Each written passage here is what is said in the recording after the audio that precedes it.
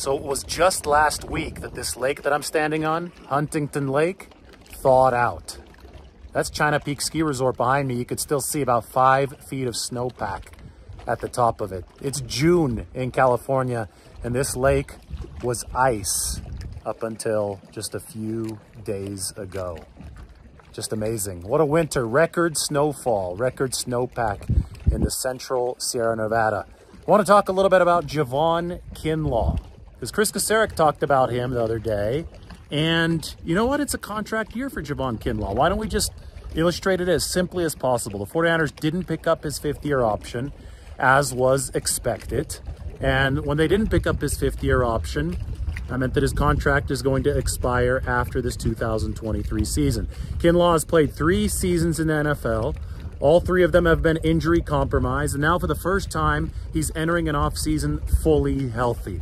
Last offseason, he ended healthy. The 49ers were happy about that, but he didn't start it healthy because he was coming off of reconstructive knee surgery. And then the after effects of that started to bother him once the season actually started. But if you just look at this in the simplest terms possible, Javon Kinlaw has a lot to play for. Maybe not for the 49ers, but for his future contract. And the 49ers now have offset a lot of the risk in this situation because Javon Kinlaw is not somebody that they're really depending on, right? They have Javon Hargrave. It's Javon and Javon. Javon Hargrave, one of the best pass rushing defensive tackles in football. They signed him for big money. He kicks Javon Kinlaw out of that starting rotation. So now Kinlaw is a rotational guy who's got, plenty of reason to be hungry.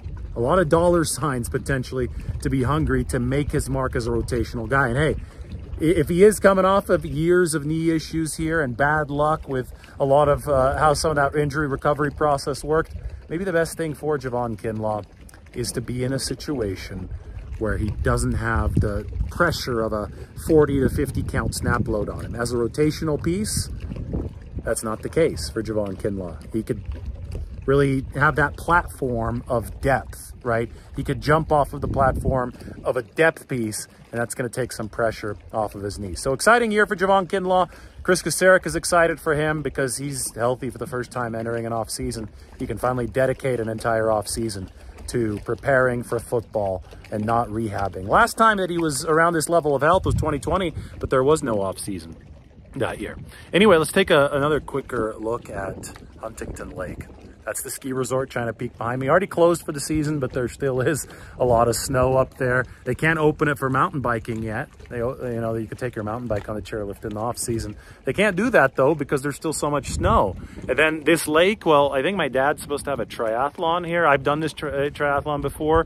But gosh, I think it's a little too cold to swim. I mean, I just felt the water, low 40s, Titanic level shit here with this water. So I would avoid that at all costs, because it's just fresh snow melt, all this snowpack coming. Now, this lake's got a cool history, though, and it's a little bit of a morbid history, but back during World War II, there was an Air Force strip in Fresno. On a training mission, a B-24 bomber was up here over the Sierra Nevada, and it crashed somewhere here in the Sierra Nevada. So they sent another B-24 plane to go look for it.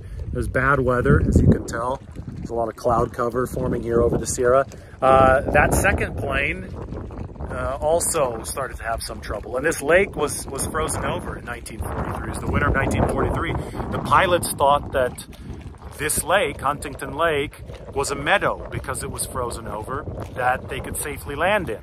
So right behind me, they tried to land on top of the snow. And unfortunately, as you would expect, they sunk. And 9 brave servicemen died aboard that plane. That plane is still in this lake. They're able to recover the bodies, but the plane is still at the bottom of Huntington Lake. Because this is a man-made lake and there are dams, it's part of the big water project here in California. There are trees at the bottom of the lake because it used to be a forest, and it became a little bit too hard to take out all of that B-24 wreckage from the bottom of the lake. So one of the great mysteries of Huntington Lake is the fact that there is a B-24 bomber at the bottom of it. All right, more here from the Sierra in a little bit. Everybody take care.